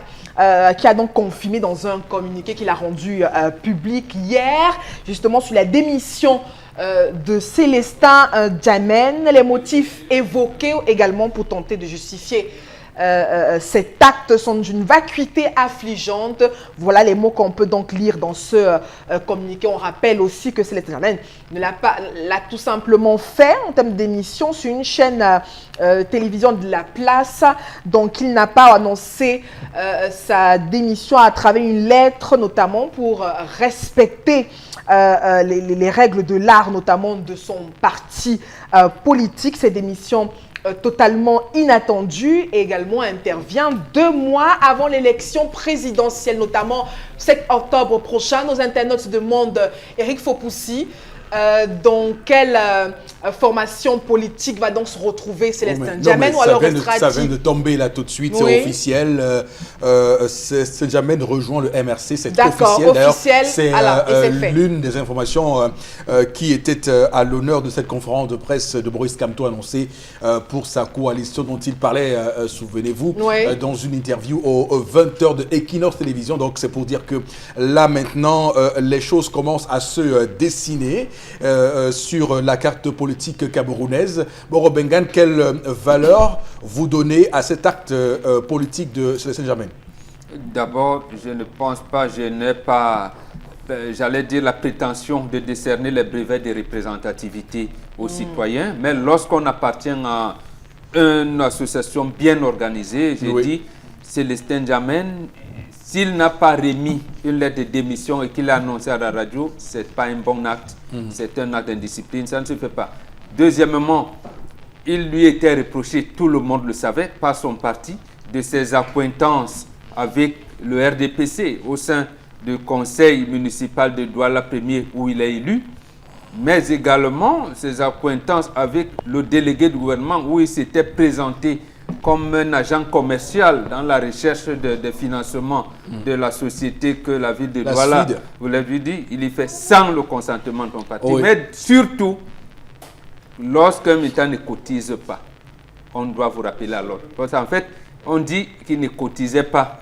Il n'était pas régulier. Il s'est porté candidat pour et on a être dit qu'il quatrième n'était pas à vice-président. jour de ses cotisations. Voilà. Donc, voilà, ça déjà, ça mérite qu'on te rappelle à l'ordre. Mais est-ce que c'est une pêche importante pour le MRC?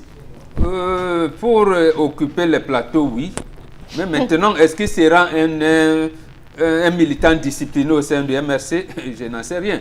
Donc, s'il continue avec les mêmes méthodes qu'il utilisait au sein du SDF, il ne sera pas un bon militant. Maintenant, si c'est pour meubler le débat, oui, il sait parler, il sait justifier. Mais sera-t-il avec les transfuges, avec les ceci, ça risque de fragiliser l'opposition et ça risque de lui retomber sur la face. Donc, il risque de ne pas avoir, j'allais dire, d'engranger les bénéfices dont on attend de lui. Je rappelle quand même qu'il est, il est un élu.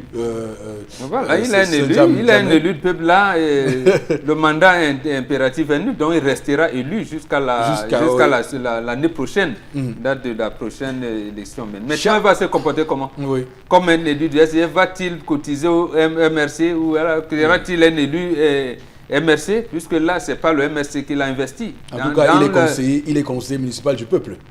Oui, mais c'est un parti qui l'a investi. Oui, donc mais... il doit se soumettre. Maintenant, il a démissionné. Oui, il n'est plus du parti. S'il est donc, j'allais dire, il devait démissionner également comme conseiller municipal. Il reste élu du peuple quand même. Alors, il n'est pas député. Alors, Charles Amel Bachou. Alors, il faut quand même dire qu'on n'empêche pas à quelqu'un de démissionner. C'est libre. Tout le monde peut intégrer un parti politique et décider d'en partir et de donner surtout les raisons qui motivent. Ou se rallier à n'importe qui Oui, aussi. oui, il peut décider de se rallier à n'importe qui. Oui, sans c'est son que cela, droit. oui, c'est son droit le plus absolu. Moi, il faut quand même dire que la réplique a été un peu dure. La réplique a été un peu dure parce que... De la part du SDF? De la part du SDF, notamment du ministre Jean-Robert Wafo, qui a été un peu plus que virulent, comme si, au plus profond des différents rapports qui avaient déjà Célestin Djamène, ça n'allait plus. Il faut dire comme si ça n'allait vraiment plus. Là, au moins, c'est clair. Oui, ça n'allait plus. Même si ça n'allait plus, mais ce n'est pas de cette façon qu'on devrait se débarrasser. D'autant plus qu'on sait que on est encore là, on est en train de chercher une coalition, on est en train de chercher des gens qui vont se rallier. Employer une telle expression va peut-être démontrer de comment est-ce que le SDF lui aussi se sépare. Rappelons-nous tout ce qui avait entaché le départ de Elibi Lobert, rappelons de Kawala aussi. Rappelons donc, il faut s'interroger, Ouais. dire là qu'il ne faisait partie d'aucune cellule, qu'il a voulu être quatrième Qu'il ne valait vice-président, rien. qu'il ne valait rien, il n'était rien dans la circonscription électorale, rien dans le bureau régional, rien dans le comité exécutif national, rien dans la campagne présidentielle. Qu'il n'apportait rien. Il n'apportait rien. Attendons que c'est attendons qu'il se défende aussi. Vraiment. Mais attends. Non, je crois que je suis en train de dire que c'était de son droit il pouvait juste prendre acte, mais il n'avait pas besoin de démontrer qu'il ne représentait rien. Pourtant, on sait que pendant longtemps, Célestin Diamène a occupé les plateaux. Pendant longtemps, un peuple ne m'en démentira pas. Il y a eu des confrontations où Célestin Diamène a pris des positions. Mais le dire aujourd'hui qu'il ne représentait véritablement rien, c'est comme dire que ce monsieur qui occupait les plateaux de télévision pour le compte du SDF, il usurpait le titre. Tendance, juste un mot parce que tu veux parler. C'est pour toi, c'est pour toi. C'est ta question. Voilà. Alors, ça va. On va prendre avec vous, Flora Azé, la suite. Oui, la troisième information, vous savez, la date, le mois d'août déjà, c'est un mois de commémoration de l'année 1914. C'est selon certains contemporains le mois de tous les malheurs et aussi qui porte un lourd tribut quand on parle de l'histoire du Cameroun et ses martyrs également. Donc l'histoire retiendra, si nos archives aussi semblent les ignorer de temps en temps, Rudolf Douala Mangabel, Martin-Paul Samba furent donc assassinés. Donc ces hommes les plus illustres, on le rappelle, du Cameroun. Et pour cette date du 8 août 1914, c'est plutôt très important d'en parler. Là, c'était hier. On a quand même des personnalités qui se sont démarquées, certains qui ont déposé quelques gerbes de fleurs pour manifester cette commémoration. On rappelle qu'ils ont courageusement dit non à la colonisation allemande. Ils furent froidement fusillés ou pendus en épouvantail. Dans la journée du 8 août 1914, c'est important de le savoir, ils ont courageusement dit non au protectorat allemand. Et ils ont dit non à l'expropriation des terres du Cameroun. Ils ont dit non au travail forcé, non à l'esclavage, non à la domination de l'homme par l'homme. Autant de combats justement qui ont été portés par ces martyrs. Et hier donc alors cette semaine ou ce mois d'août est un mois très important pour l'histoire du Cameroun, Eric Fox aussi. Alors bon, on juste un mot en 30 secondes sur cette question des nationalistes Rudolf Douala Mangabel et Martin-Paul Samba. Hier, c'était le 8 août, donc 104 ans qu'ils sont partis. 114 ou 104 1914, 104 ans, voilà, 104 ans. Calcul rapide. Non, donc, hier, la particularité, c'est que cet événement arrive au moment où les chefs de canton Bel avaient quand même procédé à une manifestation anti-Oumniobé. Et hier, ils ont marqué, j'allais dire, une réconciliation avec le peuple Bassa et une partie de l'UPC, parce que à ce moment-là, ils se sont réconciliés entre eux. D'accord. D'abord, Joseph-Antoine Bel, c'est un footballeur qu'on connaît, il est chef traditionnel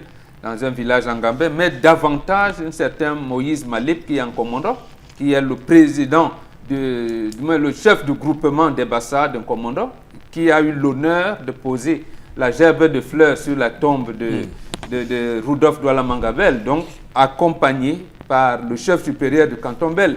Donc j'ai dit, c'est une réconciliation, c'est ce qu'on aurait dû. Donc ça peut être donc une avancée qui rectifie, qui corrige les dérives qu'on a eues récemment. Donc c'est bon, le vivre ensemble qu'on prône, et ça veut dire qu'en fait que là, les historiens et nos enfants demain vont pouvoir tracer de manière normale l'historicité de ces héros et martyrs depuis cette année jusqu'à aujourd'hui. Merci beaucoup à vous, Flora Azé, pour cette revue des réseaux sociaux. On va prendre tout de suite Consti Lamine.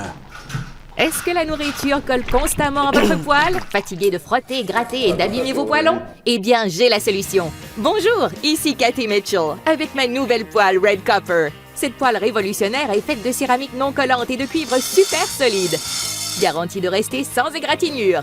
Pas de rayures et pas de résidus collés. Elle est légère et extra résistante. Elle ne s'égratigne pas et elle ne s'effrite pas dans votre repas. Regardez, des biscuits trempés dans le sucre à la cannelle et glacés de caramel collant. Mettez au four. Red Copper va au four avec sa poignée qui résiste jusqu'à 500 degrés Fahrenheit et le tout glisse tout seul. Miam! Cuisine et santé. Des lanières de poulet presque sans gras et presque sans huile. Red Copper utilise un cuivre pur à 100%, si durable que vous pouvez couper du beefsteak et des oignons pour un sandwich au steak et fromage fondant. Rien ne colle. Battez-y les œufs sans bol à mélanger. Vous gagnerez du temps. La poêle Red Copper est sans PFOA ni PTFE. Elle est sécuritaire pour vous et votre famille. Flambez vos desserts, grillez du poisson ou faites cuire un poulet au parmesan. tout glisse facilement. Même le sucre caramélisé ne colle pas. Versez sur des arachides pour une délicieuse gâterie. Vous aurez toujours une poêle propre. Fouetter, cuire, frire et même retourner. C'est vraiment la poêle la plus polyvalente sur le marché. Et en plus, elle va au lave-vaisselle.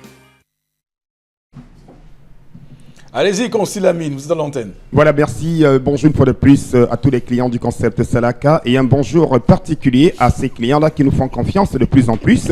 À vous, je vous dis merci et continuez de faire confiance au concept Salaka. Ma mission est de vous permettre d'avoir des articles de qualité. Voilà pourquoi je suis là de lundi à vendredi dans cette émission pour vous vendre des articles de qualité. Alors ce matin, je commence encore avec les poêles de qualité supérieure. Vous avez donc le spot tout à l'heure qui présente et qui donne une idée claire sur ces poêles de qualité supérieure. Alors la suite, il reste tout simplement vous, les téléspectateurs, de nous appeler dès à présent et de commander bien sûr votre poêle Red Copper. Acheter une poêle, c'est bien, mais acheter une poêle de qualité supérieure, c'est encore mieux. Parce que cette poêle, je vous le dis en toute vérité, c'est une garantie de plusieurs années. Ah ben oui, elle ne se gâtera jamais. Elle ne va jamais se dégrader, elle ne va jamais se casser. C'est donc la poêle la plus révolutionnaire dans le monde entier. Il faut le rappeler, hein. Commercialisée bien sûr dans plusieurs pays de par le monde et commercialisée au Cameroun et en Afrique centrale par le concept Salaka, du côté bien sûr du magasin 1001 tapis. Pourquoi avoir la poêle Red Copper? C'est donc la question. La réponse est la suivante, parce que non seulement elle est solide, elle est pratique, elle est résistante, elle ne colle pas, elle est également économique. Pourquoi économique? Parce qu'on peut faire des œufs sans utiliser de l'huile. Oui, je pèse bien mes mots. On peut faire des œufs sans utiliser de l'huile. On peut faire frire le poisson sans utiliser de l'huile. Voilà donc quelques avantages lié à l'achat de cette poêle révolutionnaire Red Copper. Alors à présent, place bien sûr au prix. On va dire combien ça coûte la poêle Red Copper. Ce n'est pas 25 000, ce n'est pas 30 000 francs. Oui, cette poêle Red Copper coûte une rondelette somme de 14 000 francs. Elle est neuve dans son emballage. Oui, regardez comment elle est stylée. Regardez comment elle est nyanga. Regardez comment elle est ndolé. Oui, c'est 14 000 la poêle Red Copper. Quel que soit vous êtes à Yaoundé, en Guelemendouka, en Balmayo, restez dans vos maisons, restez dans vos quartiers, appelez tout simplement le concept Salaka et vous serez livré en moins de 48 heures grâce à nos différents, bien sûr, représentants dans le Cameroun. Je rappelle le prix, c'est 14 000 francs. Cette magnifique poêle neuve, elle est spacieuse, elle est stylée, elle est médicale. Qui n'aimerait pas l'avoir à la maison? Bien entendu, chacun devrait l'avoir. Les restaurateurs, les hôteliers, les ménagères, chacun devrait l'avoir, même les célibataires doivent avoir la poêle Red Copper à 14 000 francs seulement. Je dis bien, vous ne retrouverez cela nulle part ailleurs. C'est une promotion spéciale avec le concept Salaka. Du côté bien sûr du magasin 1001 tapis, c'est le point de vente exclusif des poêles Red Copper. Je dis bien 14 000 francs, cette magnifique poêle. Et la bonne nouvelle, pour ce week-end, nous allons supporter une partie des frais de livraison. Oui, ça veut dire quoi? Vous êtes en Gandéré, à Marois, à Bafoussam, vous avez besoin d'une poêle Red Copper. Nous supportons une partie des frais de livraison pour ce week-end à partir d'aujourd'hui. Donc, commandez dès à présent. À côté, bien sûr, de la poêle Red Copper qui ne coûte que 14 000, on a également cette magnifique paire de gants. Oui, pourquoi l'avoir? Ce ne sont pas les gants pour la maçonnerie, non. Ce sont des gants pour la cuisine. Oui, parce qu'on a constaté qu'il y a des gens qui passaient le temps à se brûler les doigts. Alors, plus besoin de se brûler les doigts quand on est en train de faire sa braise, parce qu'avec Super Gants, on sécurise ses doigts. Avec Super Gants, on peut ouvrir sa marmite qui est en plein feu sans toutefois s'inquiéter. Une paire de gants de cuisine de qualité supérieure, solide bien entendu. Vous l'avez donc à 5 000, cette magnifique paire de gants à 5 000 francs. Du coup, voilà, regardez bien sûr la démonstration à l'instant. Je dis bien 5 000. On peut retourner sa viande, on peut retirer son viandon, on peut retourner ses prunes avec cette magnifique paire de gants à 5 000 francs seulement. Le temps bien sûr pour nous d'avoir à l'instant tout ce qu'il y a comme prix à l'écran. Je dis bien 5 000. Cette magnifique paire de gants, Super Gants, je dis bien c'est 5 000 francs. Et comme c'est l'instant du soir, bien entendu, je dis bien gants de cuisine de qualité supérieure à 5 000 francs seulement. Elles sont neuves, elles sont dans l'emballage, elles sont arrosées de plusieurs années de garantie. Vous l'avez donc à 5 000 du côté bien sûr du magasin 1001 tapis. Alors pour ceux qui ont besoin de l'ensemble bien sûr des gants et de la poêle, vous ne payerez que la somme de 16 500 francs. Je dis bien pour l'ensemble des poêles, ensemble poêle Red Copper, plus une paire de gants, vous l'avez à 16 500 francs. Profitez de cette promotion, profitez du Salaka et achetez bien entendu l'ensemble de Red Copper et d'une paire de gants à 16 500 francs en nous appelant dès à présent. Merci beaucoup et à tout à l'heure. Et on revient juste après pour les commentaires comme chaque matin.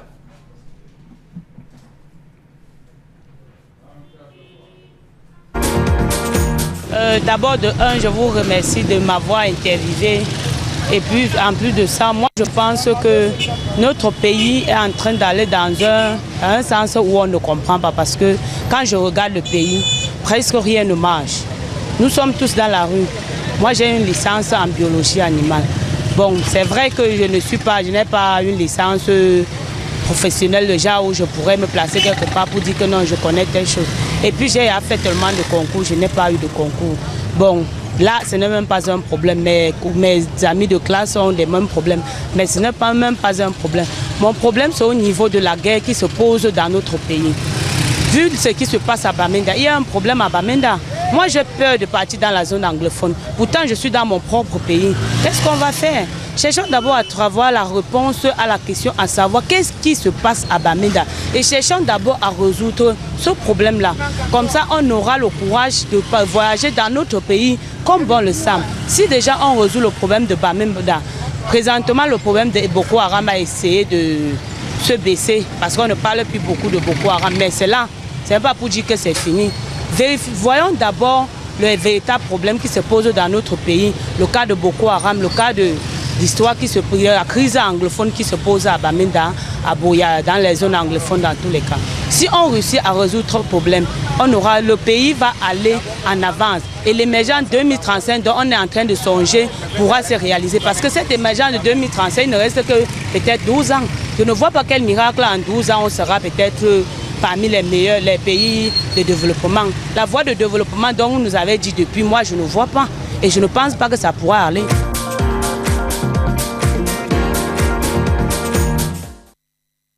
Tellement de problèmes qu'on se rend de plus en plus compte que cette rubrique interpellation suscite des commentaires multiples. Voilà une dame qui clairement est partagée entre le fait de dénoncer pour elle cette absence d'emploi et ces concours auxquels elle participe sans jamais réussir, ou la situation dans la région du nord-ouest et du sud-ouest, les deux régions nord-ouest et sud-ouest, pardon. Donc, Bengan, ça témoigne quand même de ce problème complexe qu'est le problème Cameroun. Absolument. Vous avez bien dit problème Cameroun. Et à l'intérieur de ce problème Cameroun, il y a la question anglophone. Oui. Et ça me plaît qu'une jeune, une femme encore, plus qui a fait l'enseignement supérieur, puisse poser le problème de cette manière. Ça veut dire qu'en fait, que tous les Camerounais, ou alors la grande majorité, voudraient un pays uni. Et unifié et en paix. L'autre chose fondamentale, veut dire, elle a des diplômes supérieurs en biologie animale et elle n'a rien à faire. Ça, c'est une incongruité terrible. C'est-à-dire, je vous disais ici que si on cherchait les Camerounais, même dans le nucléaire, je suis sûr qu'on en trouverait qui savent ce que c'est que les molécules nucléaires, ainsi de suite, et qui peuvent même faire des armes atomiques. D'accord. Comment un diplômé de l'enseignement supérieur en biologie animale n'a rien à faire dans le pays? Voilà, c'est une incongruité, c'est paradoxal. Madame, Messieurs, l'émission se poursuit. Nous parlons de l'Académie internationale de beauté, AIB. Voilà. Avec donc Constylamine qui nous retrouve une fois de plus en plateau. Constylamine. Voilà. Merci Eric, merci pour cette deuxième communication du concept Salaka dans cette émission 10-12 le Zénith. Alors ce matin, comme vous l'avez si bien dit, nous parlons de l'Académie internationale de beauté AIB AIB, Académie internationale de beauté, qui annonce pour le 9 octobre prochain sa prochaine rentrée académique 2018-2019. C'est donc une raison pour laquelle nous sommes donc là ce matin pour essayer donc d'attirer l'attention des parents, d'attirer l'attention des nouveaux bacheliers, d'attirer bien sûr l'attention de ceux-là même qui sont à la recherche d'un centre de formation par excellence, qui sont à la recherche d'un emploi, parce qu'il faut rappeler, chers téléspectateurs, que l'emploi passe déjà par une formation de qualité. Et où avoir une formation de qualité aujourd'hui? C'est donc du côté de l'Académie internationale de beauté qui, je rappelle, est située en plein cœur de Douala. C'est à Bonapriso au Cameroun. Cette académie de beauté vous permet en quelques mois seulement de devenir des professionnels des métiers de l'esthétique, des métiers de la coiffure, des métiers du cosmétique et bien entendu de plusieurs métiers liés à la beauté, au glamour et au prestige. Voilà donc notre raison d'être là ce matin pour attirer et rappeler à tous les parents de faire un très bon choix. Et le bon choix reste et demeure l'Académie internationale de beauté. Et donc, quelles sont les différentes filières de formation à l'AIB?